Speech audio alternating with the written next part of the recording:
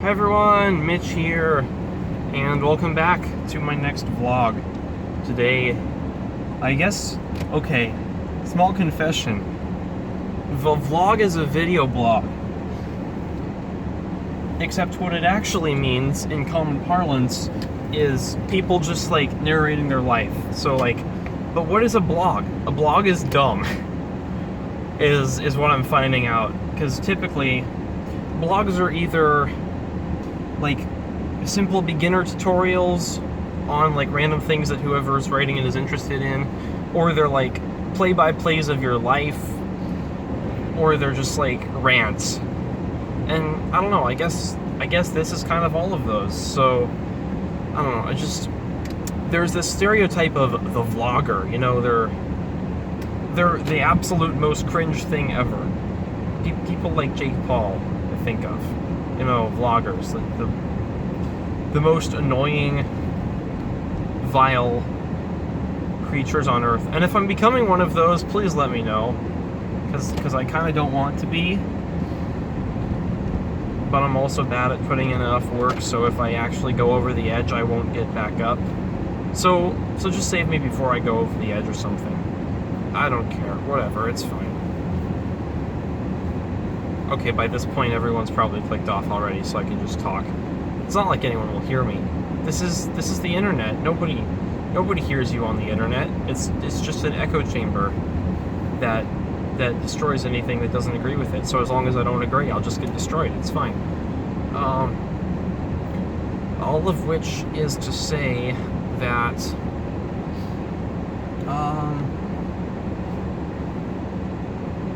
let's see, there's kind of not a lot to talk about. I'll just talk about Linux some more then. So, what is there to even talk about though? Okay. A lot of Linux people will tell you that it's absolutely amazing, it's the best thing ever, there's absolutely nothing wrong with it. And a lot of, hardcore Windows or Mac or, just generally anti-Linux people, people who have, maybe had one bad experience, or people who have just only heard bad things about it, and like I was talking about in a previous rant, just kind of, they take that into themselves even though they don't actually understand it. They just make it part of their identity, and so you can't really shake them out of it that easily. Anyway, those people will say Linux is the absolute worst, there's nothing good about it. And the truth obviously is somewhere between. It's the in moderation kind of answer. Actually, in our class, that's kind of a meme, because it's well, is this can you do bad things? Well, if you say yes, then that's evil, and if you say no, that's kind of too strict. So we say in moderation, and so it just whenever a question is asked, it's in moderation. It seems to always be the answer. The other one is transitional. I can't think of an example right now. But anyway, suffice it to say, there are people who love Linux and there are people who hate it. And those who hate it tend to have a lot of criticism for it and nothing good to say, except maybe one or two things. And people who hate Linux typically they love it so much, and they have nothing bad to say about it except maybe one or two little things.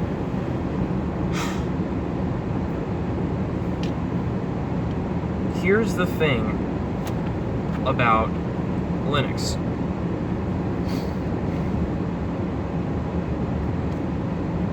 Everything appears to be, but is not, run by committee. So, various Linux distributions, you have typically either a company or a very small group of people developing it. The thing, it's supposed to be open source, or factually, literally, it is open source. Actually, I guess I could talk about that a little bit. If you're not familiar with the whole open source thing, there's different open source. Just fundamentally, just the words open source, what that means is the source code is open to be modified, distributed, that kind of thing, in some circumstance. when you say something's free and open source, so when you say something free, it means you can distribute it without it costing money. Open source just means the source code is available and you can look at it. And of course, free means you can distribute it without money being exchanged. Free and open source, they kind of tend to go hand in hand, but not always. Like, there's some things that are open source, but like, you can get the source code without money, but you can't use it for anything for some reason. Like, macOS is based on an operating system Apple made a while back called Darwin, and there was a version of Darwin called Open Darwin that was supposedly, that was like meant to be open source, and it was a cool thing that sort of existed, and people like open source, like Linux developers and stuff, would go and they would make edits to it, and they would make it available to Apple, and then if it were good, if the edits were good, Apple would be like, okay, we can work with this, and they would make that part of actual macOS. So, but what ended up happening was, I don't know, just Apple didn't really want to be open source, so they discontinued Open Darwin. They said, we're not gonna incorporate any changes to this code base into our operating system, and if you want to use it, that's kind of fine, but also we really kind of don't want you to, so please don't. And don't you dare go trying to combine macOS specific elements of this with it and distribute it without being attached to a Mac or a hefty fee, because we're Apple, we will find you and we will kill you. That was kind of their deal, their thing. So, sorry, I'm just reading my clock to see how much time is left over. So,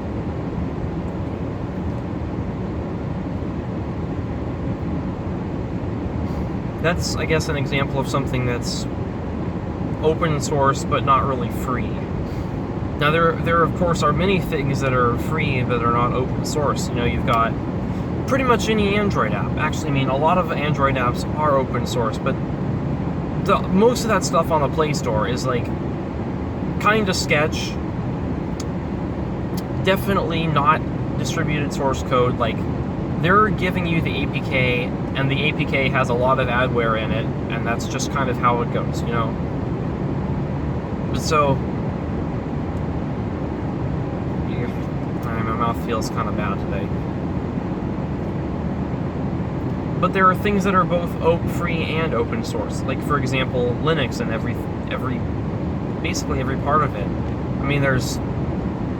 There's certain small bits that are not fully free and open source, though. Now,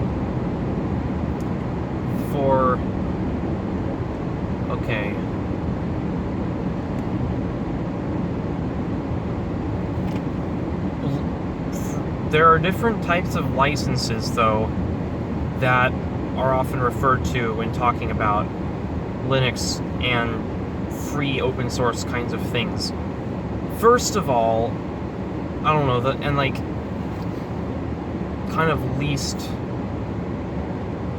I'm not sure where to start with this, because there's a bunch. The main two, though, are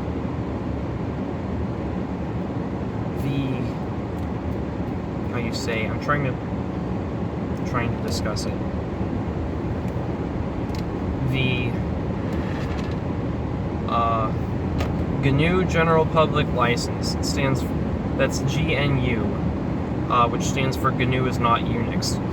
Now, that is the license which is applied to the Linux kernel and all the major and minor, just about all the bits bits and pieces that make up a Linux operating system are under the GNU General Public License.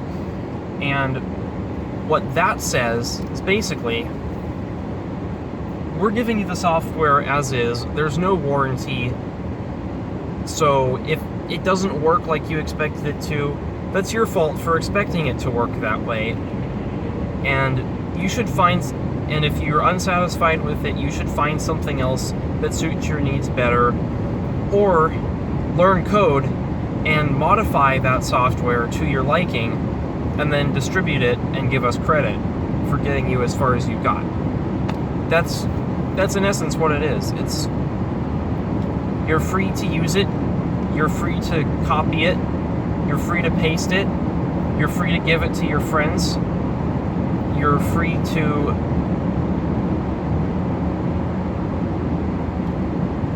modify it yourself, you're free to make you're free to distribute those modifications as long as you give credit where credit is due. And pretty much the only limitation of the GNU General Public License is credit where credit is due, and here's the big thing that's important about the GNU General Public License is any derivative of something under the GNU General Public License must remain under the GNU General Public License. So you got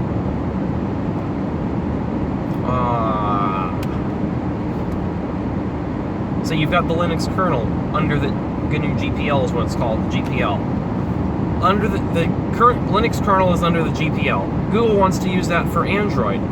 So what do? They take it and they're like, hey, we want to kind of, use this for our stuff instead of the free open source, the like totally free and freedom respecting and privacy conscious type stuff. And then they realize, can't do that. Linux is open source. It's under the GNU General Public License. You can't just close source it. So what they did is they just said, okay, Android's free. You can move around and you can modify Android. And the way they did get out of it a little bit, though, because what happened is, yes, you can download Android for free, and if you've got Android x86, you can run it on a computer for free, as long as it's not, my computer. I don't know. For some reason, my laptop has this deal where it can't run Android anything because the CPU is literally missing an instruction. It's an AMD versus Intel thing. It's garbage. Absolute garbage. But anyway,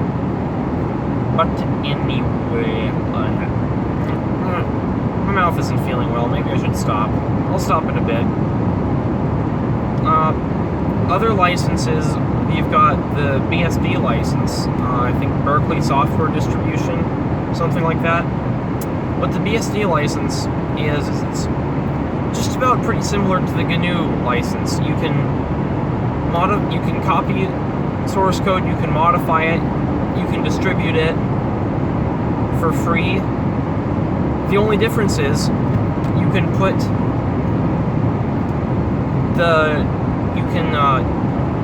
put modified versions of BSD licensed software under different licenses. So that's kind of weird. So basically, a thing with the GNU license has always had the GNU license because that's the only license that it can have from what it has, and it will always have the GNU license. It's locked into that because that's the terms of the GNU license, is that it keeps whatever has it has to keep having it forever. But the BSD license right now it has the BSD license, and everything before it had either the BSD license or just something other than the GNU license.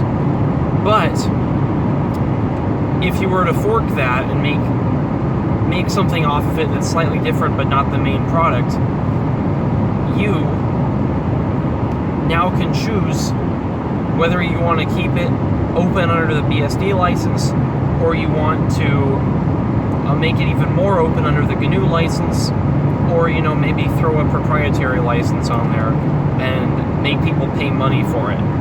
And this is why Android and Chrome OS are based on Linux, and Mac OS and iOS are based on BSD.